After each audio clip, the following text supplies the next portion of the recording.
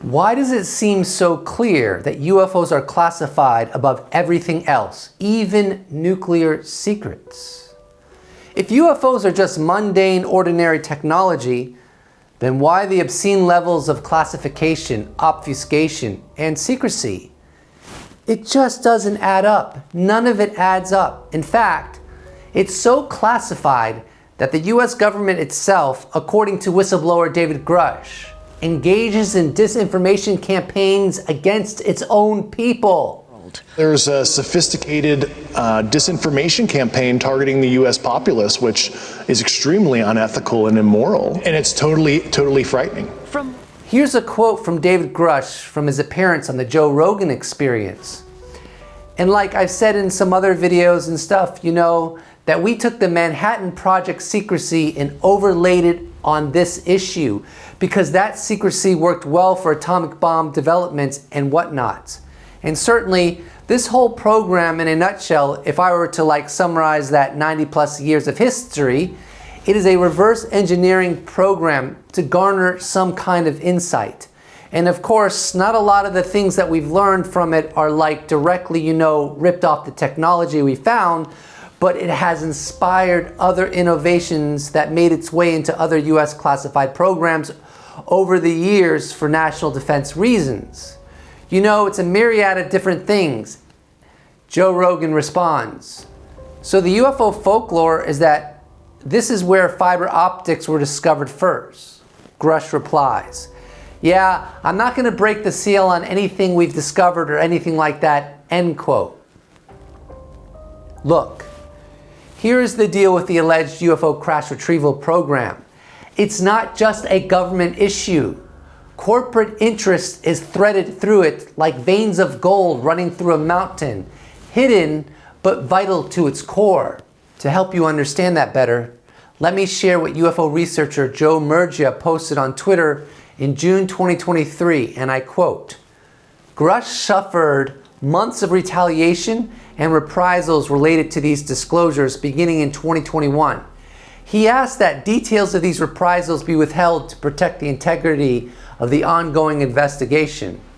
Dave told me 2 instances of intimidation he experienced that I have referenced on here but never shared the details. Hopefully, we get to hear them from Dave himself as that investigation gets completed. The one thing I've shared is that he felt they were originating from a government contractor and not the government, end quote. So in other words, contractor security.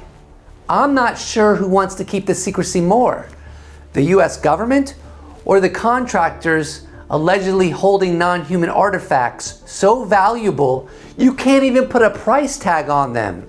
And as Grusch explained in his quote from the Joe Rogan Experience, these contractors have been able to profit from the retrieved craft, not necessarily by creating craft like them, as the evidence doesn't seem to support that, but through innovations that have filtered into other classified programs over the years.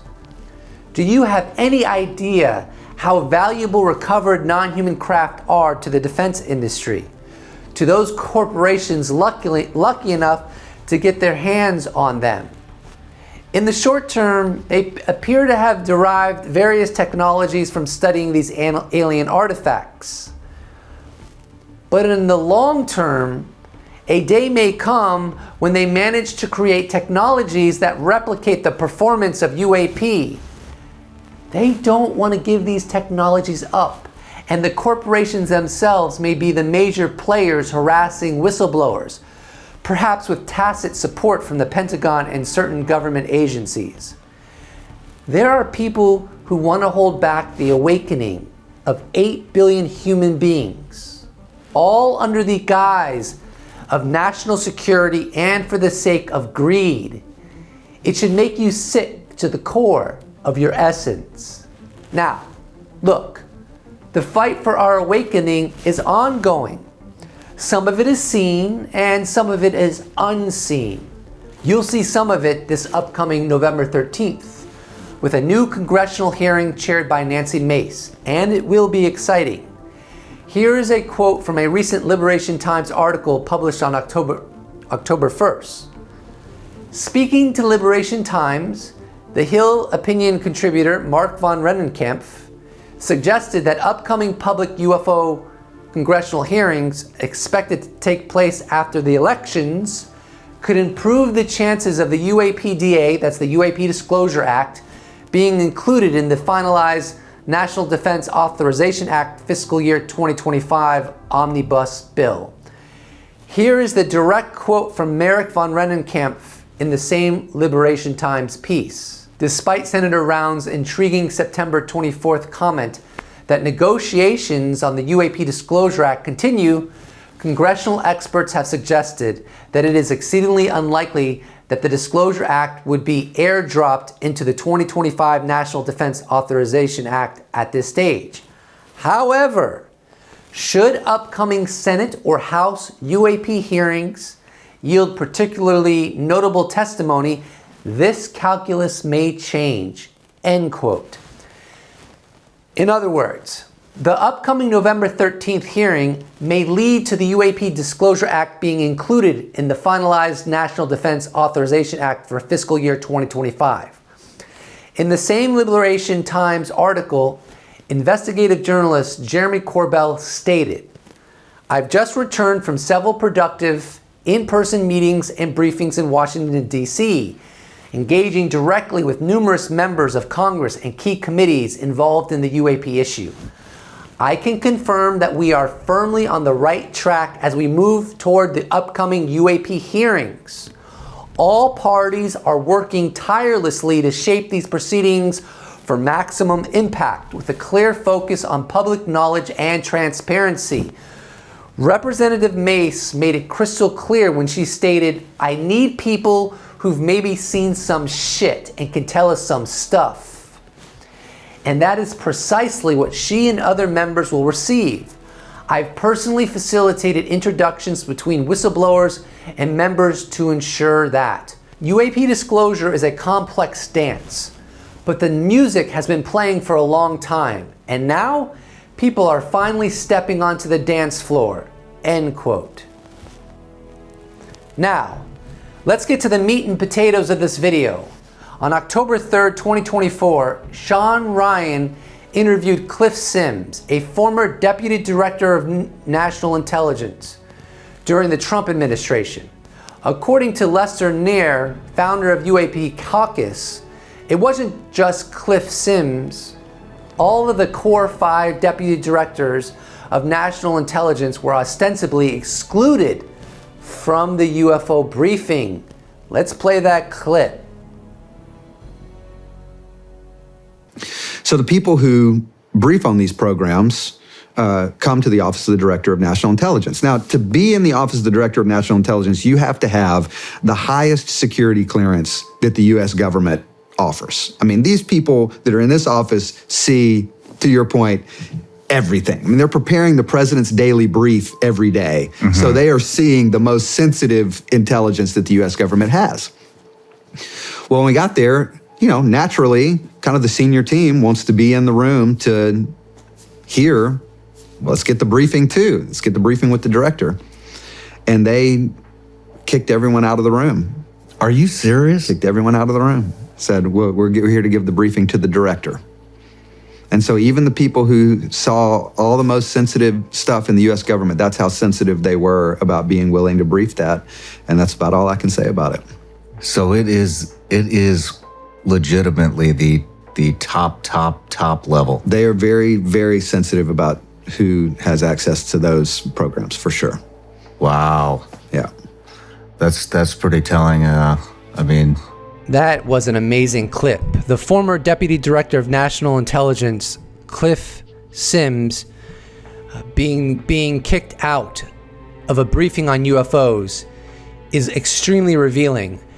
And I'm going to share some tweets with you covering people's reaction to this in a kind of rapid fire way, because I think it will give you better clarity on the situation than if I give you my own take immediately. Ross Coulthart wrote, "It's official what the Department of Defense and United States intelligence community knows about UAPs. is the biggest, most protected secret in the government. A former deputy director of ODNI admits even he, cleared for the highest secrets, was not allowed to know. Begs the question, why we accept such BS evasion by the DOD? Nick Gold responds, DOD I semi-understand historically. Why do we accept the evasion from our elected representatives is the bigger question. Luckily, the tide seems to be changing with more focus on the topic by our reps than any other point in my life, certainly. Ronak P. wrote, even former DDNI for Strategy and Communications, Cliff Sims, was barred from a UAP UFO briefing, highlighting that his senior team was also denied access. Certainly makes you wonder what's behind the curtain. Surely not just birds, balloons, or drones. Chris Spitzer wrote, UAP News. Not sure this sounds compatible with its all misidentifications, balloons, distant planes, and drones as some claim. So I'll give you my take. The former Deputy Director of National Intelligence, DDNI, Cliff Sims, with the other DDNI, as I understand it, getting barred from a briefing on UFOs makes no sense if UFOs are what the skeptics try to tell us that they are. And furthermore, I would argue that what you just saw in that clip with Sean Ryan is a symptom of the cover-up. When skeptics try to say that there's no evidence, I think a good way to counter that is if there's no evidence of a UFO cover-up or of UFOs that have technologies beyond human understanding, then why is there so many symptoms that is the case? Those symptoms shouldn't be there over and over and over again, continuing to persist. I'll go even further. If there was no UFO cover-up, and by the way, it's so obvious there's a UFO cover-up that many skeptics actually would agree that there's a UFO cover-up. They would just say that it's not really covering up exotic technology of unknown origin. What it's really covering up is some kind of secret technology that the United States government has stashed away. But then you have another group of skeptics who are even more stringent, if you will. They'll say there's not a cover-up of anything, number one. And number two, they'll say it's also just all prosaic. And I guess I would go into a third category. Not only is there a cover-up of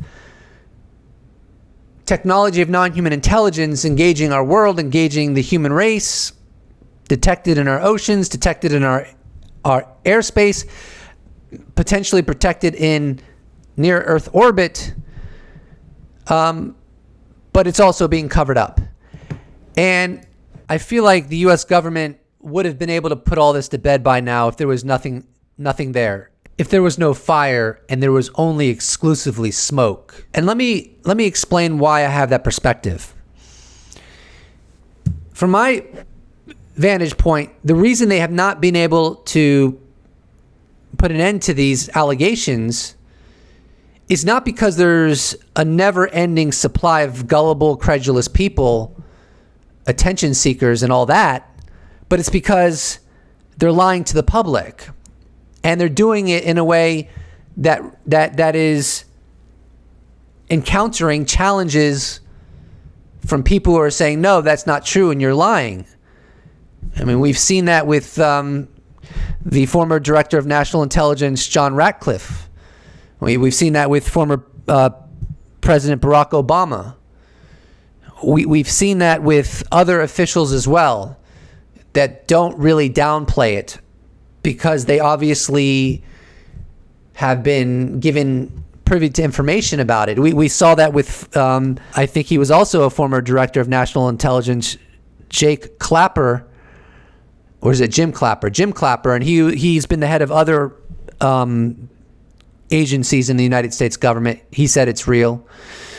And then, of course, you have Lou Elizondo, you have David Grusch, you have Carl Nell. You have whistleblowers that haven't come forward yet that will inevitably come forward.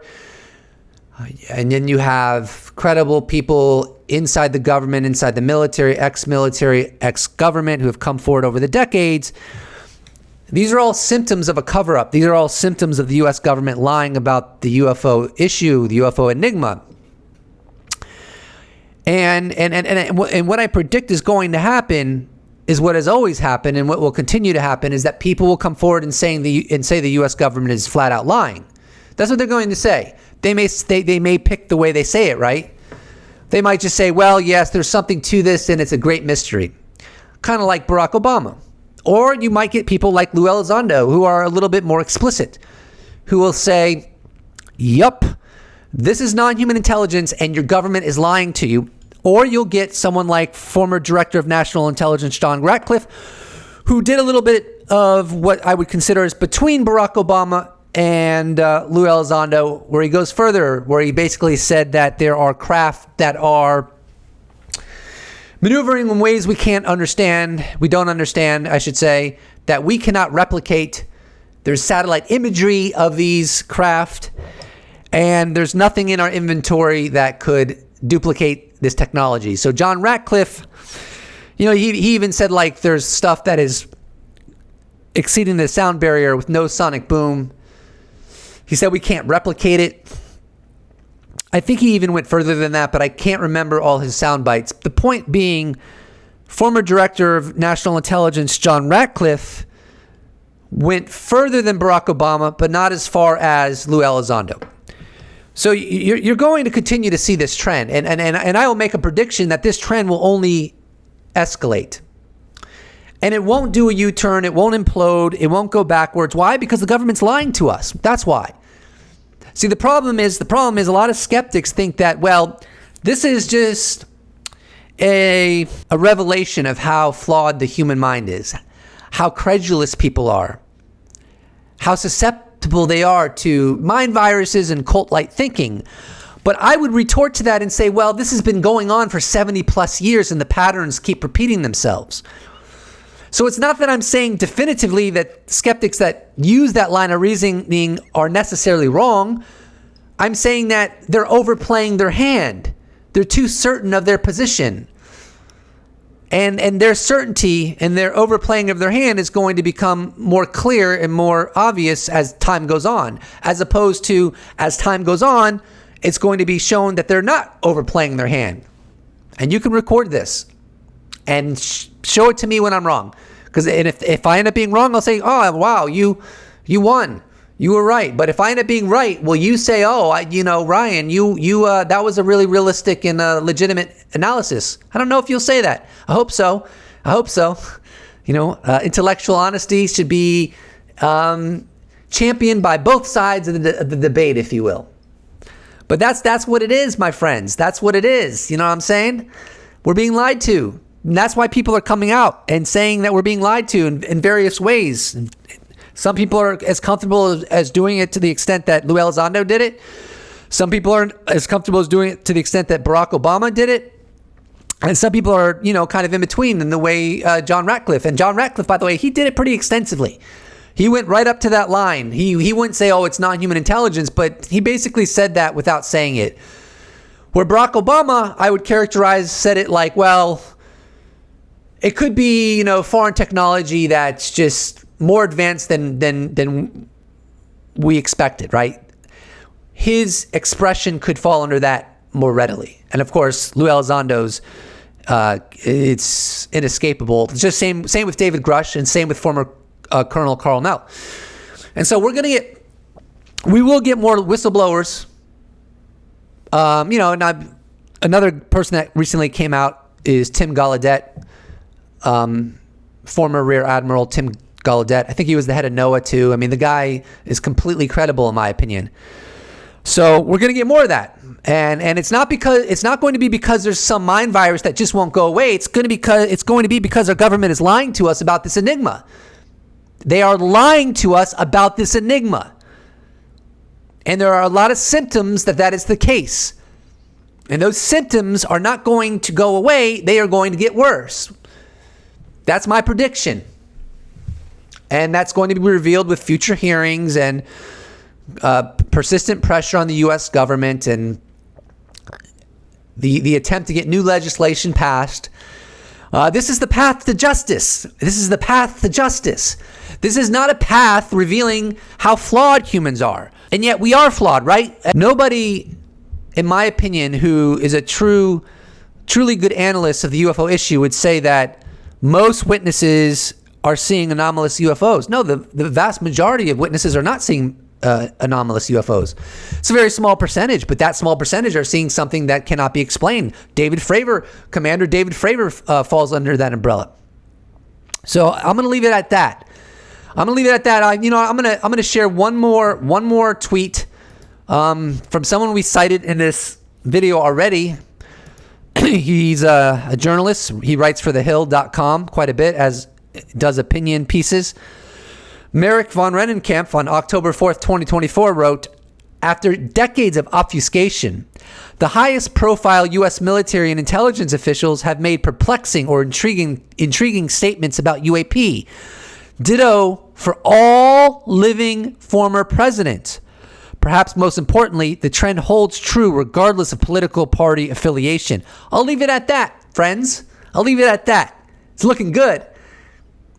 I want the awakening of all 8 billion of us. What is that awakening? It's just being given the truth and allowing our minds to be impacted by that truth and wherever that leads us. It's called liberty. It's called liberty. You gotta love it. I'm gonna just keep uploading, so you best not forget to subscribe. Please don't forget to subscribe. And if you'd like to support my channel, you can check out my merch shop where I sell t-shirts. You can become a patron. You could become a YouTube member. You could give me a one-time donation. All those potentialities can be accessed in the description box below. Or you could just slap a like on that bad boy, and I will appreciate it so very much. Thank you so much for watching, and I look forward to seeing you in the next episode. Special thanks to all patrons, YouTube members, those that have bought merch, those that have given me a one-time donation. I couldn't do without you. Thank you so much. See you in the next episode.